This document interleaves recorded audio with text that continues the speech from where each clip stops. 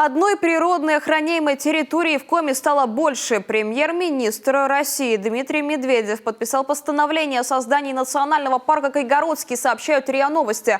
Разговоры о важности сохранения данной местности в исходной целостности начались в начале 2000-х, а ровно 10 лет назад был наложен официальный мораторий на рубки. Объект площадью почти 57 тысяч гектаров. Это примерно 1/5 часть Кайгородского района и 15-я Прилукского.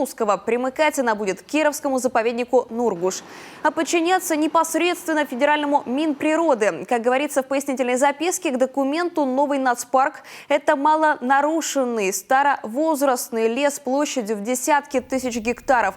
Уникальная территория, которую практически не затронула хозяйственная деятельность, где к тому же произрастают около сотни охраняемых видов растений и обитают более 20 видов живых организмов, занесенных в Красную книгу. Среди них с такими экзотическими названиями, как обыкновенный подкаменщик, сибирский углозуб, саед, большой подорлик и каланка. Ожидается, что спецрежим местности позволит обеспечить охрану природных комплексов, а также будет способствовать развитию образовательного и спортивного туризма.